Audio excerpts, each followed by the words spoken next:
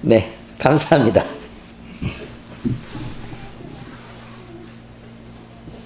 자, 오늘 설교 말씀은 복음서 강의 42번째 시간으로 산상수훈 7번째 시간입니다. 화평케 하는 자다 라는 말씀으로 오늘 말씀을 함께 나누려고 합니다. 산상수훈의 말씀은 성경 중에 성경이다 라고 불리는 성경의 핵심이 기록되어 있는 말씀입니다. 오늘 말씀은 화평케 하는 자는 복이 있나니 그들이 하나님의 아들이라 일컬음을 받을 것이며 라는 말씀으로 화평케 하는 자란 누구를 말하는 것인가? 제 말의 뜻을 지금 잘 알아들으셨어요? 화평케 하는 자란 누구를 말하는 것인가? 또 화평케 하는 자가 되어야 된다라는 뜻일 텐데 그러면 우리에게는 무엇을 요구하고 있는가? 라는 부분의 말씀을 같이 나누려고 합니다. 화평케 하는 자다라는 의미를 먼저 얘기하면 그렇습니다. 사람은 원래 창조할 때 당시에 본래 하나님과 화평한 상태에 있었습니다. 세상과도 화평한 상태에 있었고 부부 사이에도 화평한 상태에 있었습니다. 하나님이 사람을 만드셨을 처음 모습은 원래 그렇게 화평하게 살으라고 원래 하나님이 그렇게 만드신 것입니다.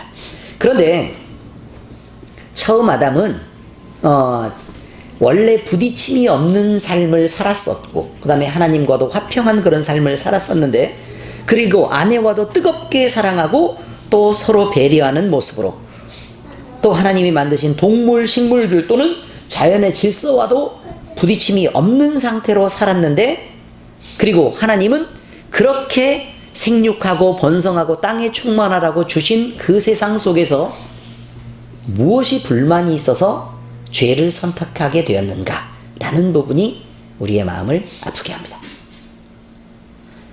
창세기 1장 26절 그래서 31절에 보니까 하나님이 이르시되 우리의 형상을 따라 우리의 모양대로 우리가 사람을 만들고 그들로 바다의 물고기와 하늘의 새와 가축과 온 땅과 땅에 기는 모든 것을 다스리게 하자 하시고 하나님이 자기 형상 곧 하나님의 형상대로 사람을 창조하시되 남자와 여자를 창조하시고 하나님이 그들에게 복을 주시며 하나님이 그들에게 이르시되 생육하고 번성하여 땅에 충만하라 땅을 정복하라 바다의 물고기와 하늘의 새와 땅에 움직이는 모든 생물을 다스리라 하시니라.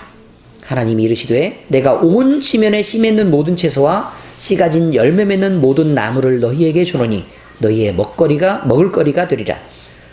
또 땅의 모든 짐승과 하늘의 모든 새와 생명이 있어 땅에 기는 모든 것에게는 내가 모든 푸른 풀을 먹을 거리로 주노라 하시니 그대로 되니라. 하나님이 지으신 그 모든 것을 보시니 보시기에 심히 좋았더라. 저녁이 되고 아침이 되니 이는 6째 날이니라. 여러분, 사람에게 주신 세상은 원래 그렇습니다. 평화롭고 화평하고 부딪힘이 없었고 사람이 온 세상을 다스려도 좋을 만한 권세를 이미 하나님으로부터 부여받았다는 뜻입니다. 그런데요, 사람이 가는 곳마다 자연이 파괴되고 사람이 가는 곳마다 싸움이 일어나고 사람이 가는 곳마다 모두 다 황폐하고 소모되고 이렇게 나빠지는 것은 우리가 하나님을 잃어버리고 그 세상에서 준 정확한 질서를 정확하게 이해하지도 못하고 있고 그리고 우리가 어떤 존재라는 것을 상실한 상태에서 우리가 살아가기 때문에 그렇습니다. 하나님 없는 세상은 결코 완전하지 않습니다. 자, 이렇게 사람이 죄를 범하고 죄인이 된 이후로 사람은 화평을 잃어버렸습니다. 사람은 하나님이 금하신 선악과를 따먹게 됩니다. 그리고 하나님과의 화평을 포기하게 되죠. 마귀가 처음 그들을 시험했을 때 아담과 하와를 시험했을 그때에 정말 아담과 하와가 그걸 느끼셨다고 생각하십니까, 여러분은? 하나님과 끊어질 것이다. 그리고 이 모든 것을 다 잃어버릴 수도 있다는 걸 여러분은 그렇게 생각하십니까? 아니었습니다. 아담이 그렇게 지혜로운데도 마귀가 한마디 던진 것, 너는 하나님과 같이 될 것이다. 그 모든 것 위에 내가 하나님처럼 능력 있고 그 모든 것 위에 내가 하나님처럼 군림하는 자로 그렇게 살 거라고 생각한 것입니다. 그 위에 있는 단 한 자리, 그것을 차지하고 싶었던 것입니다. 그래서 자기 아래에 있는 모든 것들이 보이지 않게 된 것입니다. 하나님의 능력이 결국 자기에게 있어야 될 것처럼 착각할 것입니다. 그러나 죄를 범한 이후 그들은 곧 자기의 부끄러움을 알았고 바로 하나님과의 단절을 깨달을 수 있었습니다.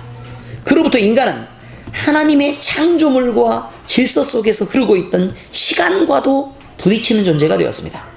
그 전에는 모든 것이 조화로웠고 모든 것이 자기 아래서 다스림을 받아야 되는 세상, 그리고 사람 아래 모든 것이 속해 있는 그런 세상이었었는데도 불구하고 사람은 범죄했고, 그리고 그 범죄의 결과 그 모든 것들은 하나님께 속한 것이므로 하나님과 단절이 딱 되자마자 그 모든 것들은 나에게서 적으로 딱 돌아서게 된 것입니다. 모든 자연은 타락한 인간에게 힘든 고난으로 다가왔습니다. 그래서 자연에 대한 벽을 느끼게 됐죠. 그러고 나니까 사람들은 자연을 숭배하기 시작했습니다. 미치지 않았습니까? 이제 자연은 인간에게 공포스러운 존재로 바뀌었습니다. 미국에서 일어난 허리케인을 생각을 한번 해보시란 말입니다. 질서를 어긴 사람 때문에 나타난 일입니다. 과학적으로 말씀드릴까요? 과학적으로 허리케인이 일어나는 건 급한 상승기류 때문입니다. 맞죠? 그 급한 상승기류가 왜 일어나느냐? 성경에 보니까 대홍수 이후에 갑자기 어느 부분에 급격한 열이 쏟아지게 되고, 그리고 그것들이 급한 상승기를 일으켜서 수증기를 하늘로 끌고 올라갑니다. 그래서 허리케인이 일어나고 사람이 그 파괴 현장을 목격하게 되고, 그 속에 들어있던 사람들은 아주 많은 사람들이 죽고 다치고 자기의 삶의 터전을 잃어버리는 것입니다. 과학적입니다. 사람의 죄가 이렇게 세상을 만들어 놓고 말았다는 말입니다. 자연이요? 그냥 공포라고요? 아니요. 원래 우리 아래 속해 있었던 것들입니다. 이제 인간은 힘들고 벅찬 노동을 해야만 했고, 먹을 것을 구하면서 살아야 하며, 지친 노동과 많은 스트레스, 자연의 저항은 인간의 몸에 병을 주었고, 또 시간이 흐르면 인간은 죽을 수밖에 없는 존재가 되었습니다. 여러분, 노동을 왜 해야 하죠? 그저 따먹고 살아야 되는데 선악과를 먹고 에덴에서 쫓겨난 것 때문 아닙니까? 왜 여러분이 고통스러워야 되죠? 여러분이 노동하다가 몸이 지치고 힘들어서, 그것 때문에 그렇습니다. 화평이 깨진 것 때문에 스트레스를 받고, 사람과 사람 사이의 관계의 스트레스는 일하면서 나타나는 노동보다 훨씬 더 심한 것입니다. 과학적으로 설명드릴까요? 사람이 기쁨에 들떠 있으면 엔돌핀이 분비됩니다. 엔돌핀은 아드레날린을 분비하죠. 아드레날린은 우리 몸속에 면역을 일으키는 B림프구나 T림프구의 생성과 그 활성을 촉진합니다. 킬러 T세포는, 거기서 만들어진 킬러 T세포는 암세포까지 그 사인을 확인하면서 모두 다 죽여갑니다. 여러분이 기쁨을 잃으면 그 모든 것들에 대한 기작이 멈추고 맙니다. 하나님은 우리에게 그런 모든 것들을 주셨단 말입니다. 여러분이 감기에 걸렸어요? 병원에 가면 그냥 낫나요? 아니요. 병원은 시간을 끌어주는 것 뿐입니다.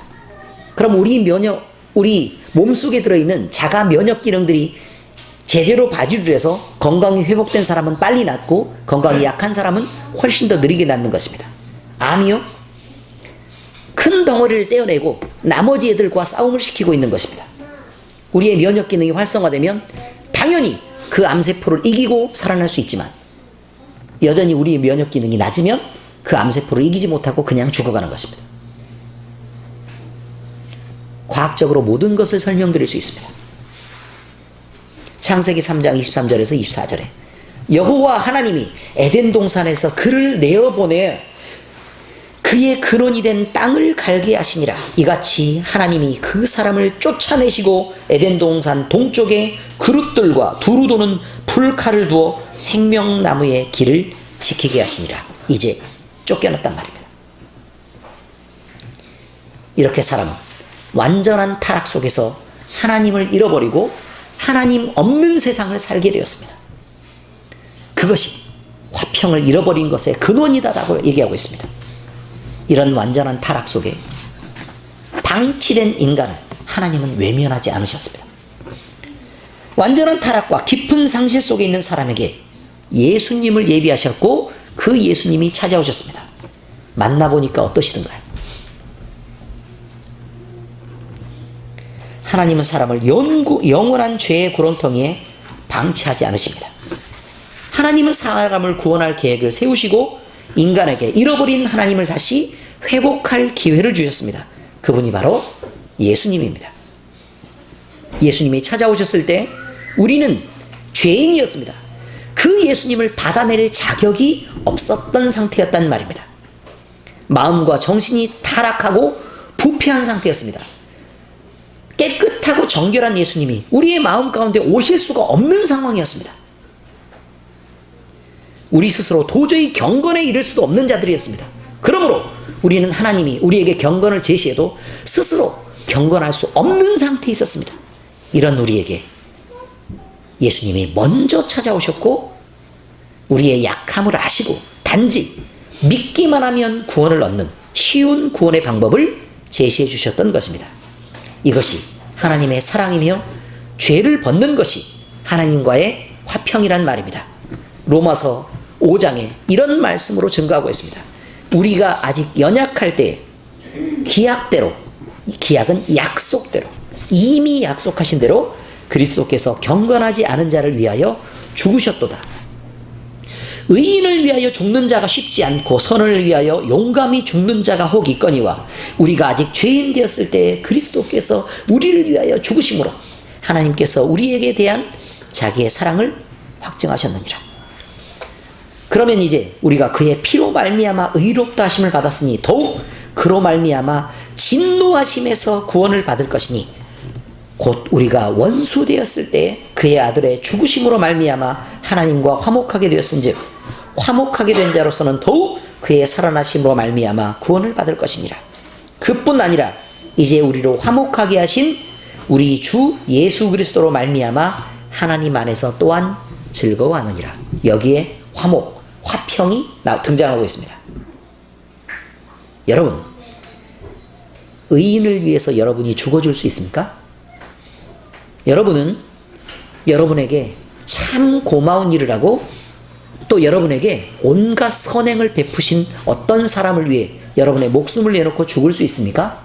그런 사람이 혹 있다고 말합니다. 성경이 그렇게 얘기합니다. 그러나 여러분과 원수된 자를 위해 여러분이 여러분 마음속에 미움이 가득 찬 그런 자를 위해 여러분을 싫어하고 여러분을 배척하며 여러분과 원수 삼은 그를 위해 여러분은 죽을 수 있습니까? 예수님은 그렇게 하심으로 그를 사랑하셨다는 것을 증거한다. 그렇게 얘기하고 있습니다. 그래서 예수님은 죄인인 사람이 받아야 하는 모든 징벌인 죄와 약함과 질병과 마귀의 소유로 살아가야 되는 그 모든 문제를 지시고 십자가에 못 박히셨습니다. 예수님은 우리를 불쌍히 여기셨습니다. 그래서 우리 각 사람이 져야 할 죄의 분량을 당신 몸에 직접 지시려고 그렇게 하신 것입니다. 예수님이 우리의 모두의 죄를 지시고 십자가에 돌아가신 이상 우리는 이제 우리의 모든 죄를 지고 가셨기 때문에 이제 더 이상 그 죄와 그 죄의 권세는 우리의 것이 아닙니다. 예수님을 믿기만 하면 이 죄와 질병과 마귀에 소유되었던 그 억눌린 모두는 우리의 것이 아니라 그 말입니다. 이제 우리는 구원을 받아야 되는 상황입니다. 로마서 5장 다시 말합니다. 우리가 알거니와 우리의 옛사람이 예수와 함께 십자가에 못 박힌 것은 죄의 몸이 죽어 다시는 우리가 죄에게 종노릇하지 아니하려 함이니 이는 죽은 자가 죄에서 벗어나 의롭다 하심을 얻었음이니라. 여러분, 여러분의 과거의 모습이 어땠든 그건 상관이 없습니다. 지금 여러분이 예수 그리스도의 은혜 아래서 구원받은 자라는 사실이 중요한 것입니다. 그런데 여전히 옛 죄의 습관을 가지고 죄의 멍에를 지고 죄의 노예로 살아가는 사람들이 있습니다. 왜들 그러십니까? 그때가 그렇게 화평했습니까? 사람인 나에게 곧 죽을 나이입니다. 인생은 짧습니다. 겨우 나에게 명예를 담으면 얼마나 담을 것이고 재산을 실으면 얼마나 실을 것이며 여러분이 많은 걸 준다고 많은 걸 먹을 수는 있습니까? 아니면 많은 걸 쓰실 수는 있습니까? 그리고 만약에 여러분이 많이 먹고 많이 쓰신다면 그러면 행복하십니까? 화평하십니까? 여러분이 원하는 것을 얻으셨습니까? 아니면 하나님께 돌아가셔야 합니다. 그러므로 이제 우리는 모든 더러움을 벗어버린 사람들처럼 당당히 거룩한 하나님의 자녀로 살아야 될 자격을 얻었습니다. 의무가 아닙니다. 의무가 아닙니다. 자격을 얻은 것이란 말입니다. 고린도후서 7장 1절입니다. 그런즉 사랑하는 자들아 이 약속을 가진 우리는 하나님을 두려워하는 가운데서 거룩함을 온전히 이루어 육과 영의 온갖 더러운 것에서 자신을 깨끗하게 하자 라고 되어 있습니다. 이제 예수님을 믿는 모든 사람은 구원을 얻었으며 잃어버렸던 화평을 회복하게 될 것입니다. 단지 믿기만 하면 됩니다. 하나님이 예수 그리스도를 통해 우리에게 주신 이 회복은 하나님이 만드신 최고의 피조물인 인간이 하나님과 화평한 관계 속에서 살아가시기 위해서 그렇게 주신 것을 기억하셔야 합니다. 하나님의 영광을 위해 우리는 살아드려야 될 필요가 있습니다. 왜냐하면 온 세상은 우리에게 속한 것이고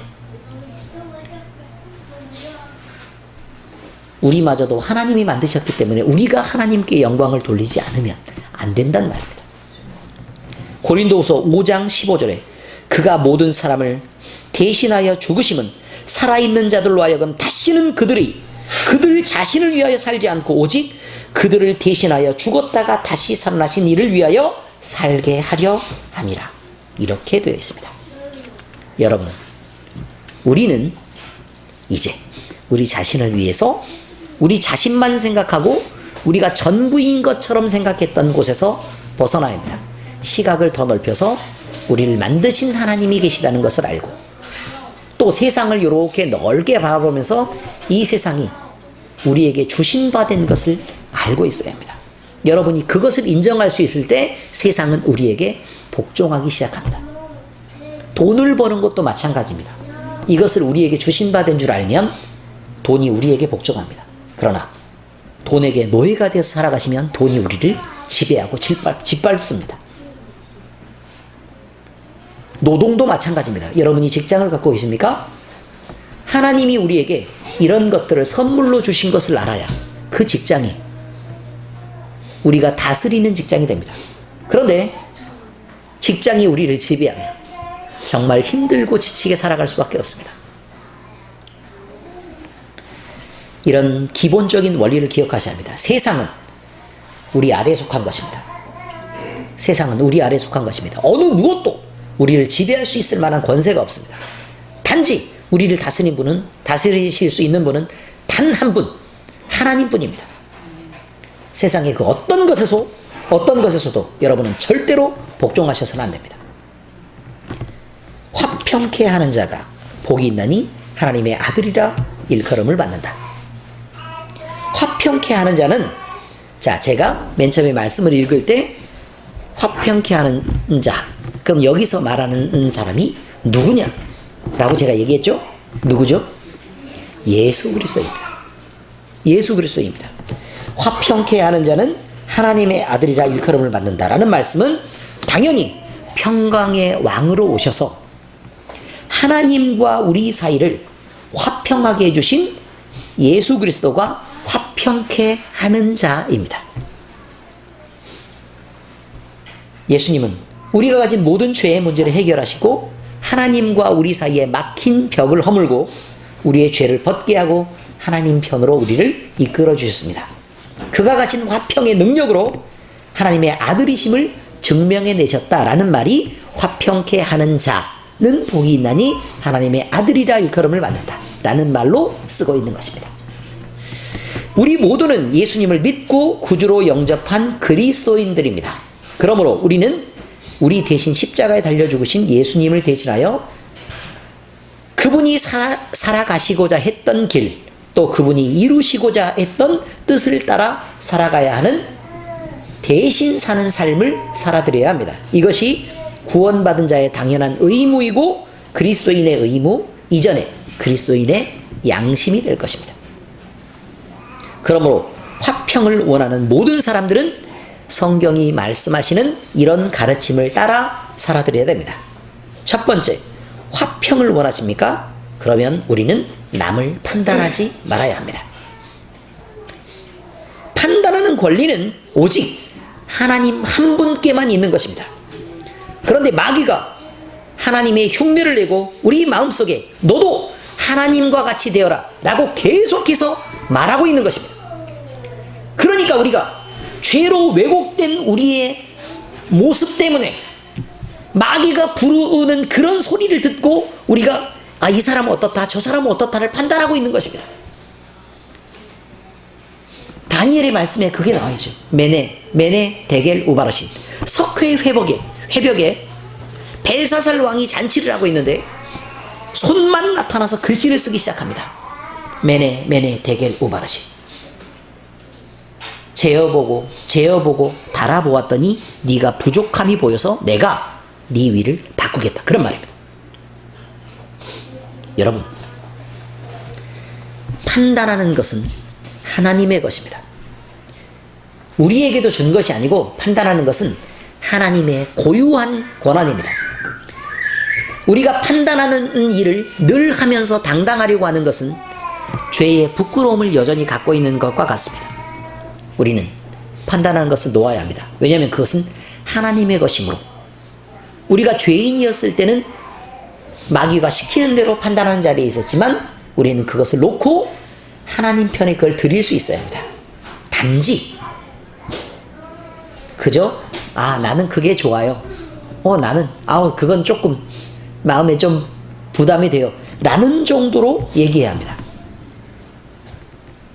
결국 판단하는 자가 많죠?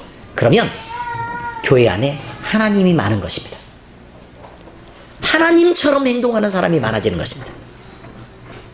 그러므로 내가 하나님처럼 행동하는 것은 옳지 않습니다. 하나님이 하나님 되시고 우리는 그의 자녀로, 그의 백성으로 살아드려야 되는 것입니다. 로마서 2장 1절에서 8절에 그 얘기를 하고 있습니다.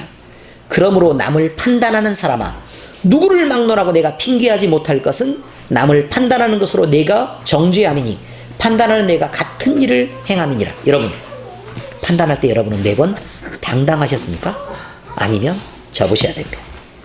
이런 일을 행하는 자에게 하나님의 심판이 진리대로 되는 줄을 우리가 아노라. 여러분, 심판이 임한다는 얘기는 죄인이란 뜻입니다. 아들을 심판하는 부모가 어디 있습니까? 여전히 죄에 있다는 뜻입니다. 그러므로 판단하는 사람은 죄에 속한 사람입니다. 이런 일을 행하는 자를 판단하고도 같은 일을 행하는 사람아, 내가 하나님의 심판을 피할 줄로 생각하느냐? 혹 내가 하나님의 인자하심이 너를 인도하여 회개하게 하심을 알지 못하여 그의 인자하심과 용납하심과 길이 참으심이 풍성하심을 멸시하느냐? 다만 네 고집과 회개하지 아니하는 마음을 따라 진노의 날 곧 하나님의 의로우신 심판이 나타나는 그날에 임할 진노를 내게 쌓는도다. 하나님께서 각 사람에게 그 행한 대로 보응하시되 참고 선을 행하여 영광과 존귀와 썩지 아니함을 구하는 자에게는 영생으로 하시고 오직 당을 지어 진리를 따르지 아니하고 불의를 따르는 자에게는 진노와 분노로 하시리라. 그러므로 간단합니다. 남을 판단하는 자는 하나님의 분노와 진노로 그 자를 심판한다, 그런 말입니다. 왜요? 우리는 하나님이 아닌데 하나님처럼 행동한 것에 대한 판단을 받는다, 그 말입니다. 네가 하나님이냐? 그럼 네가 얼마나 옳은지 한번 계산을 한번 해볼까? 이렇게 되는 거죠. 우리가 하나님이 아니고 하나님의 자녀이면 그래 내 새끼, 이렇게 되는 것입니다. 화평을 원하는 우리는 절대로 남을 판단하는 자리에 있어서는 안 됩니다. 첫 번째 규칙입니다. 두 번째입니다. 화평을 원하는 우리는 약한 자들을 용납하고 받아들일 줄 알아야 합니다. 우리가 사는 사회나 지금 우리가 예배하는 이곳 교회 속에는 믿음이 약한 사람, 경제적으로 약한 사람, 힘이나 건강이 약한 어린이와 노인들이 있고, 의지가 약해서 쉽게 넘어지는 사람, 배움이 약해서 아는 것이 좀 적은 사람이 얼마든지 있을 수 있습니다. 화평을 원하십니까? 그렇다면 이들을 배려하고 그 약함들에 대해서 여러분이 감싸줄 줄 알아야 한다는 말입니다. 강한 자들은 말로 비판하고 비난해서는 안 됩니다. 그리고 왜 너는 나처럼 하지 못해? 이것을 판단한다고 얘기하는 것입니다. 오히려 약한 자들의 편에 서는 것이 마땅합니다. 그리고 그 편에 서서 이해하고 또 그들을 도와줄 기회를 생각하셔야 된다는 말입니다. 소모적인 논쟁은 멈춰야 합니다. 오히려 하나님은 믿음이 강한 자에게 형제의 약함을 담당하라고 명령을 내리고 계신 것을 우리는 새겨들어야 합니다. 믿음은 자기보다는 오히려 남을 위한 것임을 여러분이 기억하셔야 합니다. 믿음은 여러분을 구원하시는 결정적인 수단인 것이 분명히 맞지만, 여러분의 믿음을 동원해서 모두 다 하나님을 사랑하고 이웃을 사랑하는 일에 쓰라고 얘기하고 있습니다. 여러분의 믿음으로 여러분의 것을 챙기라고 얘기하는 게 아니란 말입니다. 로마서 15장 1절에 믿음이 강한 우리는 마땅히 믿음이 약한 자의 약점을 담당하고 자기를 기쁘게 하지 아니할 것이라. 여러분이 기뻐하는 것, 여러분의 기준에 맞는 것을 위해서 여러분의 믿음을 동원하고 있다면 그것은 성경이 얘기하는 대로 여러분의 믿음을 사용하고 있는 게 아니란 말입니다. 고린도전서 8장에 보니까 또 이렇게 돼 있네요. 음식은 우리를 하나님 앞에 내세우지 못하나니 우리가 먹지 않는다고 해서 더 못 사는 것도 아니고 먹는다고 해서 더 잘 사는 것도 아니니라. 이해하셨습니까? 뭐 먹는다고 못 먹는다고 못 사는 것도 아니고 또 더 먹는다고 잘 사는 것도 아니다. 그런즉 너희의 자유가 믿음이 약한 자들에게 걸려 넘어지게 하는 것이 되지 않도록 조심하라. 지식이 있는 내가 우상의 집에 앉아 먹는 것을 누구든지 보면 그 믿음이 약한 자들의 양심이 담력을 얻어 우상의 재물을 먹게 되지 않겠느냐. 그러면 내 지식으로 그 믿음이 약한 자가 멸망하나니 그는 그리스도께서 위하여 죽으신 형제라. 이같이 너희가 형제에게 죄를 지어 그 약한 양심을 상하게 하는 것이 곧 그리스도에게 죄를 짓는 것이니라. 그러므로 만일 음식이 내 형제를 실족하게 한다면 나는 영원히 고기를 먹지 아니하여 내 형제를 실족하지 않게 하리라. 이게 무슨 말이냐면요, 사도 바울이 권면하는 내용입니다. 우상의 제물이 이렇게 있습니다. 우상의 제물 아시겠죠? 우상을 제사한 제물이 있습니다. 그런데 이 제물은요, 하나님 편에서 볼 때는 우상이란 있지도 않는 존재에게 제사하는 것입니다. 그러니까 이건 아무 의미가 없는 거예요. 아무 의미도 없는 거죠. 그러니까 너희들은 하나님이 주신 것으로 알고 그저 감사함으로 먹는 것은 괜찮다는 거예요. 우상의 제물, 그럼 우상이라는 존재가 어디 있냐는 거예요. 하나님과 비견할 만한 우상의 존재라는 건 있는 게 아닙니다. 그저 우리가 마음으로 만들고 그 허상을 꾸며내고 있고 그냥 마귀를 그 우상에 대신해서 섬기고 있는 것뿐이라 그런 말입니다. 자, 그런데 만약에 우리가 이 제물이 우리 마음에 거리낌이 없다고 해서 믿음이 약한 사람들 앞에서 그런 것들을 먹었을 때 그 사람들이 우상을 섬겨도 되는구나, 우상의 제물과 그런 자리에 우리는 함께 있어도 되는구나 라고 만약에 그 사람들이 착각해서 이 사람들의 믿음이 상하게 되고 그 양심의 상처를 받게 되는 것이라면, 여러분이 당당하고 자유로운 것 때문에 이 우상의 제물을 마음껏 먹은 것이 그 사람의 영혼을 망하게 하는 일이 되지 않겠느냐. 그러므로 만약에 그런 일이라면 먹어도 되는 거지만 이런 거 안 먹으면 뭐 어떠냐 그 말이. 그렇죠? 그럼 우리가 가진 권리는 뭐예요? 우상의 제물을 먹을 수 있는 거, 마음대로 먹어도 된다는 거예요. 그렇지만 우리가 가져야 되는 사랑은 뭐죠? 먹을 수 있지만 먹지 않아도 괜찮지 않냐 그 말이에요. 왜 굳이 형제를 상하게 하면서 자기의 자유를 자랑하냐 그 말이죠. 자유는, 우리가 믿음을 갖고 자유를 얻는 것은 우리를 위한 것이기도 하지만 우리의 믿음은 누구를 위한 것이라고요? 옆 사람들을 위한 것이란 말입니다. 반대도 되죠. 의미를 아시겠죠? 그런 것입니다. 그러니까 하나님이 그리스도인에게 대해서 요구하는 그 믿음이라는 게 이런 것인데, 자, 반대로 설명하겠습니다. 이 세대 그리스도인은 자기만을 위해서 살아갑니다. 하나님이 가지신 풍요를 자기의 유익을 위해서 사용하고 내가 돈 벌고 내가 누리고 내가 잘 사는 데 쓰려고 합니다. 그러면 성경이 말하는 것과 정반대네요. 그리스도인이라고 부르는데 그리스도인을 더럽게 하는 마귀의 수작들입니다. 절대로 세상은 여러분에게 복종하지 않습니다. 그러므로 우리 스스로 할 수 없을 때 평강의 왕이신 예수 그리스도를 의지해서 우리는 화평을 얻을 줄 알아야 합니다. 우리 스스로 힘으로 아무것도 할 수 없습니다. 우리의 지식은 미천하고 우리의 이성마저 오염되어서 분별할 능력마저 잃어버린 상태입니다. 우리는 스스로 화평할 수 없습니다. 그러므로 우리는 성령 하나님의 도우심을 의지해서 하나님께 마음을 모으고 살아가야 합니다. 모든 것의 근원은 목숨을 버려도 좋을 만큼의 하나님의 사랑입니다. 여러분, 여러분의 마음속에 화가 났습니까? 자, 그럼 저를 따라서 하시죠. 손을 이렇게 내밀고 가슴에 이렇게 손을 얹어보세요. 자, 다 얹어보세요. 내 안에 예수 그리스도가 있습니다. 화가 났습니까? 그러면 손을 이렇게 얹고 예수님을 만지세요. 아시겠죠? 그리고도 여전히 화가 나면 이제 기도하셔야 합니다. 아시겠죠? 웬만한 일은 이렇게 만지실 때 모두 사라지고 맙니다. 여러분 안에 예수 그리스도가 계신 것을 이렇게 확증해내시란 말입니다.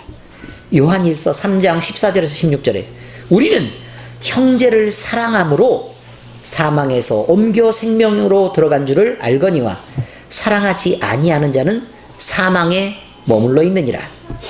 그 형제를 미워하는 자마다 살인하는 자니 살인하는 자마다 영생이 그 속에 거하지 아니하는 것을 너희가 아는 바라. 그가 우리를 위하여 목숨을 버리셨으니 우리가 이로써 사랑을 알고 우리도 형제들을 위하여 목숨을 버리는 것이 마땅하니라. 판단하는 것을 멈추시기 바랍니다.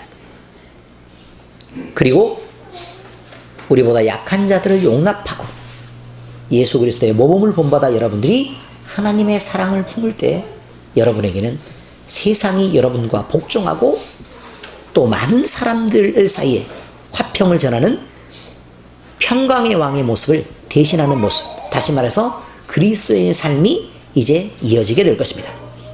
우리 모두에게 그런 놀라운 일, 하나님이 만드신 처음 세상이 우리에게 회복되는 그런 일이 우리 모두에게 임하시기를 예수 그리스도의 이름으로 축원합니다. 기도하시겠습니다.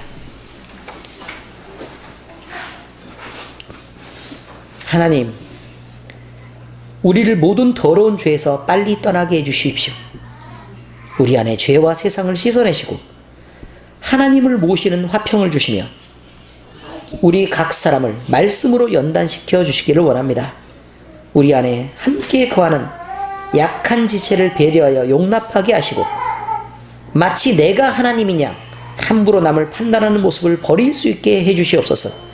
우리 각 사람이 자신을 왜곡하고 또 그 왜곡하고 있다는 사실을 인정하게 하시고 죄와 교만을 내려놓으며 마음을 정돈하여 깨끗하게 해 주시옵소서. 마음을 다잡고 움직이겠습니다. 우리 안에 계신 성령님, 우리 주님에게 주님을 모신 능력과 힘을 의지하고 또 그 능력 가운데 우리가 거하겠습니다. 하나님의 사랑을 의지하여 우리가 담력을 얻겠습니다. 용기를 내어 회복을 주시는 주님 앞에 나아가게 하시옵소서. 우리가 먼저 움직여 이웃을 용서하게 하시고 형제를 사랑하게 하시며 형제를 배려하고 판단하는 것을 지금 당장 멈추게 하시옵소서. 우리를 죄에서 구원하신 우리 주님 예수 그리스도의 이름으로 기도합니다. 아멘.